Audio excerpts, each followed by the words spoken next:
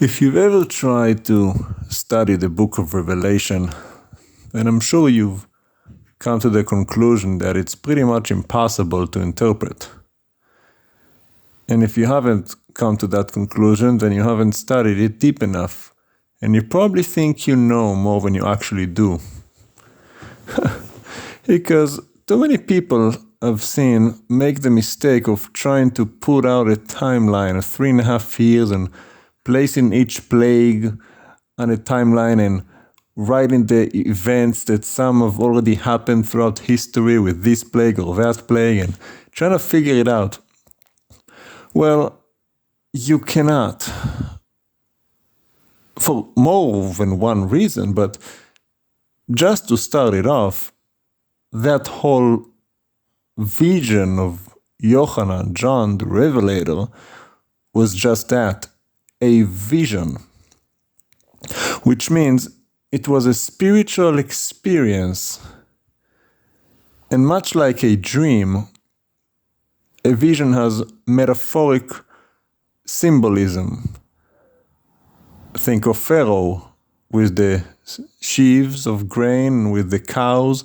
It wasn't actually cannibalistic cows that were coming to Egypt, but it was the metaphorical symbol of 7 years of abundance followed by 7 years of famine that would swallow up the abundance as if it never were.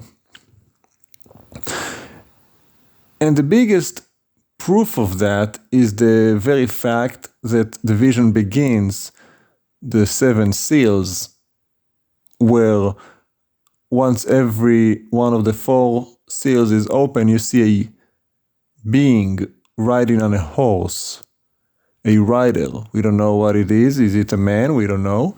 Just as a rider, something riding on a horse. The first one is a white horse and the man has a bow. Again, I say man. It's not a man. Just the rider, something that rides the horse. The second horse is red, and the rider has a sword. When the horse is black, the rider has scales for balance. And the fourth is a kind of green, paley, sickly-looking horse, and the rider's name was Death. Well, what is that? Is that an actual person whose name is Death riding on a sickly horse on the earth, going from, here to there? On the Damascus Road? I'm sure that all of you would agree with me that what he saw in this part of the vision are not actual tangible horses riding on the earth, but some sort of a principality, a spiritual entity, some sort of a angel of a spiritual nature that has been given authority to control something in a spiritual manner. He comes to conquer while he's leading people for conquest. He's been given authority to cause war on the earth so that people would kill each other. It is a spiritual force that would lead people into war, make them turn against each other. The third one will cause the price of wheat and barley to skyrocket to a day's wages, something that would today be like $80 to $100 on a minimum wage scale. What you make daily, $80 and a $10 an hour, 8 hours of work for 2 pounds of wheat. That's extremely expensive. Well, what does that mean? Is he coming to burn out all the wheat on earth so there's an extreme lack, or just the greed of men? Because the oil and the wine are unharmed, so there's plenty of that, so the price remains cheap. Well, we don't know what it means. But we know it's not a man riding with a pair of scales in his hand and a black horse crying out, 2 pounds of wheat for $80. We all know that much. Not to mention the fourth horse, the greenly, sickly-looking horse. His rider was Death. It's not a man, and Sheol doesn't follow around him on a rope, physically speaking. But what we understand is that whenever this principality, this spiritual creature is released, many people will die and their souls will go down to Sheol. So with that understanding, as you continue to the fifth seal, and the sixth seal, and the seventh seal, and the seven trumpets, and the seven bowls, remember, it is a vision. So the things you think you see do not necessarily mean what they look like, but the idea of what they represent. For example, we see the sun turns black and the moon turns red and the stars fall down from heaven. Is that an actual geological event? Or is that just a representation of it's going to be dark time? People will not see the light of the world, and even those who are reflecting it will be barely seen. Maybe they will bleed, and the stars, right, the angels. We don't know. There's so many ways to interpret this. And then, of course, when you go to the seven trumpets, one falls and a third of the earth is burned up, a third of the trees, a third old green grass, a third of the fish, a third of the boats, a third of the sea turned to blood. Again, what is that? Is it the actual ocean? Or does the sea represent people as it does later in Revelation? And the grass, the green grass, well, what is that? Is it the actual physical grass, or does that mean maybe agriculture in general? Maybe it talks about children. We don't know if the third of the trees, well, the trees could be adults for all we know. A man is a tree, right?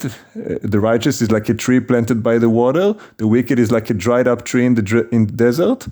A third of the adults and all the children would die. Could be a plague that would kill all children.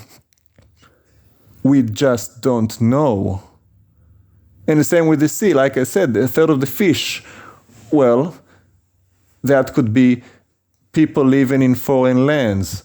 Remember, this was given to a Jewish man in Israel. So a third of the nations. It's possible. Could it be actual fish? Yes, it could be. Could it be boats? It could be. But we just don't know. And why would you assume that? After all, it's the same vision that began with the four horses, which you know were not actual physical creatures. So as you see that wormwood, right, poisoning the rivers on the earth, a third of the fountain of sweet water, and people died because the water was bitter. Well, does that actually mean the water will turn to blood on a third of the earth, or does that mean that the water just will be bitter as it is today? You can't drink river water in many places around the earth. You know, in India, the water is toxic, it's bitter, you can't drink it. There's all kind of parasites in it. You drink it, you get all kind of diseases, dysentery and all kind of other things I cannot pronounce. So you see that there's so many ways to interpret what he is seeing, whether it be actual events or something to represent a principality behind it. A flaming star, a flaming mountain. So many people think it's an asteroid. You don't know that. It could be nothing.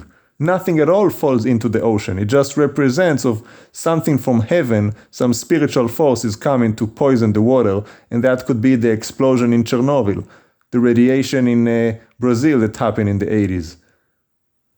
And the radiation made the water toxic.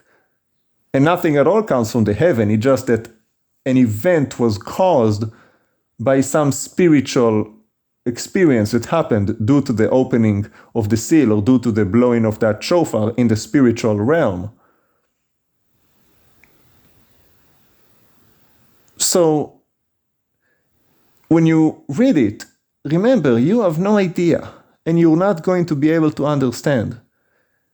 And you're not supposed to understand either. When it talks about the serpent and the woman taken to the wilderness with the water and the tail taken down a third of the stars, you're not supposed to understand. What you need to do is trust in the Lord. And that really is my favorite part in the book of Revelation, my best part. You know what it is? That God knows what He's doing, and I don't have to worry about it. The good thing about Revelation, you don't have to figure it out.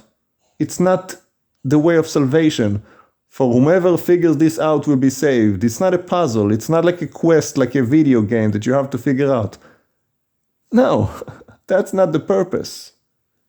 It's called revelation for a reason. The Lord has to reveal it, or else you would not know. So be very careful, because I know there's so many people who think they know, and they will teach you on their YouTube channels and there's churches, and everybody think they can explain this and that, and they are making a grave mistake. Do not be deceived. No one knows except the Lord. And He is not going to reveal it to you for the most part. Now, if He does, personally, reveal something to you, wonderful. But I would be very careful into thinking He did when He didn't. Just because you had a dream or you thought you had a dream. Remember, the adversary can give you dreams, and he does. All kind of false visions. That's his job. He comes to steal, to kill, and to destroy. Don't be so quick to say the Lord has spoken when He hasn't. Remember what I said. The Lord knows what He's doing.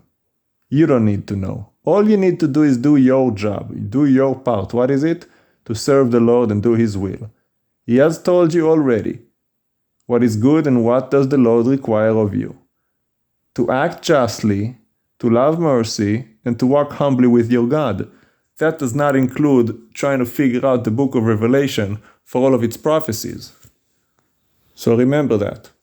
And be careful to overthink things you are not going to be able to understand. Guy just talked about revelations. Revelation. And the need to understand and the need not to. And yet, when you think about it in life, not everything is meant for your conscious mind. You know, the government had